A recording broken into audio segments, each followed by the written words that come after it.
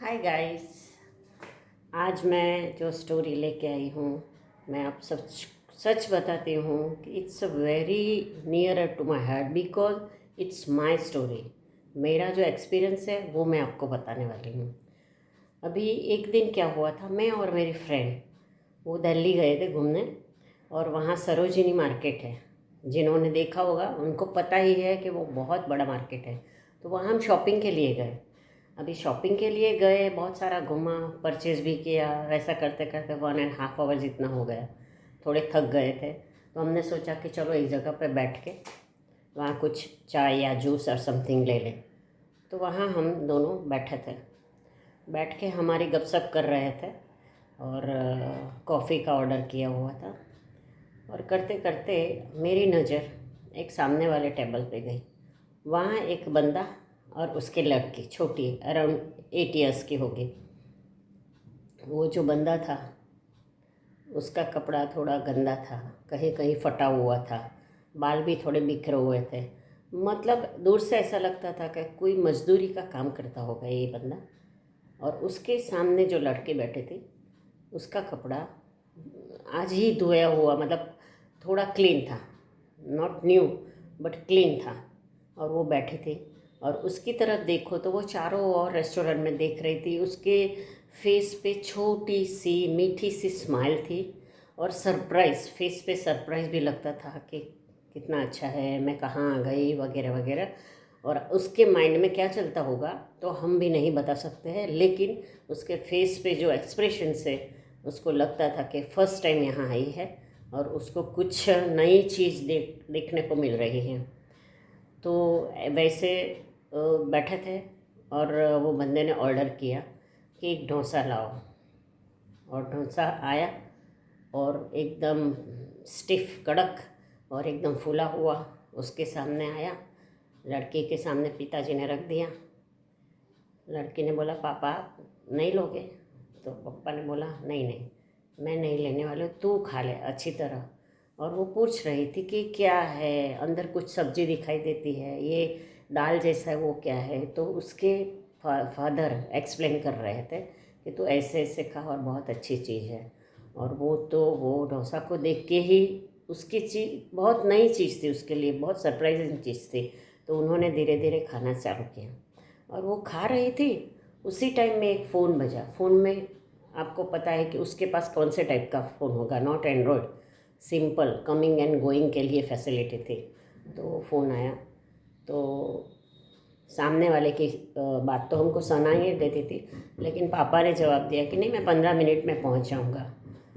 तो सामने कुछ बोला था कि नहीं, मैं यहाँ मेरी बेटी के साथ उसको डोसा खिलाने के लिए आया हूँ, और मैंने उसको एक वचन दिया था कि तू एक परीक्षा में अच्छी तरह पास हो जाएगी, अच्छे मार्क्स के पास हो जाएगी, तो मैं तुझे एक डोसा खिलाऊँगा।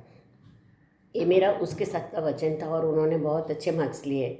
और मतलब आई एम प्राउड, मुझे बहुत खुशी हो रही है। तो मैं उसको डोसा खिलाने के लिए, तो सामने से फिर से कुछ बोला गया जो हम नहीं सुन पाते। तो उन्होंने बोला, नहीं नहीं, मैंने मेरे लिए नहीं मंगवाया था डोसा। हम थोड़ा दो दो डोसा एफोर्ड कर पाएंगे। हाँ, हमारे पास इतने पैसे नहीं हैं, तो हम कैसे ले पाएंगे। घर पे दाल और चावल बनाए हैं, मैं और मेरी वाइफ घर जाके खा लेंगे। तो ये बात हमने सुन रहे थे, और मेरे माइंड में वही सब चल रहा था। मैं और मेरी फ्रेंड बातें भी कर रहे थे, लेकिन मेरे माइंड में ये सब पिक्चर घूम रहा था। और थोड़ी देर में हमारा सब कुछ फिनिश हो गया। हम काउंटर पे गए, पेमेंट किया, और पेमेंट करने से पहले वो मैनेजर को बताया कि मेरी एक आपको रिक्वेस्ट है कि आपको एक डोसा है, और वो बंदे को टेबल पे रख देना है। और वो बोले कि भाई नहीं, मुझे नहीं चाहिए, मैंने नहीं मंगवाया, मैंने ऑर्डर नहीं किया है। तो आपको बताना है कि आपकी बच्ची बहुत अच्छे मार्क्स के पास हुई है, तो वो हमारी रेस्टोरेंट की तरफ से हम आपको दे रहे हैं, ऐसा करके छोड़ के आना। और हम उसी टाइम में इतना बोल के, और इसका भी पेमेंट हमने कर दिया, और हम ये छोड़ के बाहर थोड़े टाइम खड़े रहे और देखना चाहते थे वो बंदे का रिएक्शन। और हम 10 मिनट खड़े हुए रहे। उसके टाइम में डोसा आया, वो बंदा ने, वेटर ने वो टेबल पे रखा। तो जो पिताजी से तो बोला नहीं भैया हमको तो नहीं चाहिए, हाँ एक ही बराबर है, नहीं चाहिए। नहीं, लेकिन वो बंदा ने बोला कि नहीं हमारी तरफ से ही है। फिर भी वो मानने को तैयार नहीं था। फिर मैनेजर आया, मैनेजर वहाँ आया पास में और बोला कि भैया जी आपकी बच्ची बहुत अच्छे मार्क्स से पास हुई है, तो ये हमारी रेस्टोरेंट की तरफ से आपको एक गिफ्ट है। तो वो बंदे की आंख गीली हो गई, मतलब निम्न हो गई, और हम दूर से देख रहे थे। और वो बंदा ने बोला कि अगर आप बोलो तो मैं घर पे ले जाऊँ तो मैं और मेरी वाइफ दोनों खा पाएंगे। तो मैनेजर ने बोला आपको जैसा भी करना है आप कर सकते हैं। तो उनको पैक करवाया और वो मतलब घर ले जाने की तैयारी में थे, और हम लोग बाहर खड़े रह के ये सीनियर देख रहा था। फिर हमने सब एंड आया तो हम निकल गए। लेकिन मैं आपको बताना चाहती हूँ कि मैंने ऐसा सोचा कि प्रेम है ना, जब भी पैसा नहीं होता है ना तो एक दूसरे की वार्मनेस चाहिए, उसके दूसरे का प्यार चाहिए, प्रेम चाहिए, और उससे हमारी लाइफ बहुत अच्छी निकल जाती है। लेकिन जैसे जैसे पैसा घर में आता जाता है तो प्रेम की जगह पैसा ले लेता है, और वो धीरे धीरे प्रेम वहाँ से हटता जाता है, क्योंकि दोनों का मिलाप बहुत कम है, बहुत कम है। तो वहाँ जहाँ पैसा नहीं था वहाँ बहुत प्रेम था, लेकिन पैसा कभी कभी वो प्रेम को धक्का मार देता है, और सब पैसे से अपनी अपनी इंडिविजुअल लाइफ जी लेते हैं विथ मोबाइल और टीवी और मूवीज़ वगैरह, रेस्टोरेंट वगैरह से। लेकिन प्रेम वाला पार्ट धीरे धीरे कम हो जाता है। तो आपको भी ये सब चीज़ बैलेंस करना है कि पैसा को एक लिमिटेड जगह देनी है और प्रेम को लिमिटेड जगह देनी है। प्रेम भी इतना ही इम्पोर्टेंट है लाइफ में, और मनी भी इतना ही इम्पोर्टेंट है। हमारे लिए दोनों चीज़ चाहिए।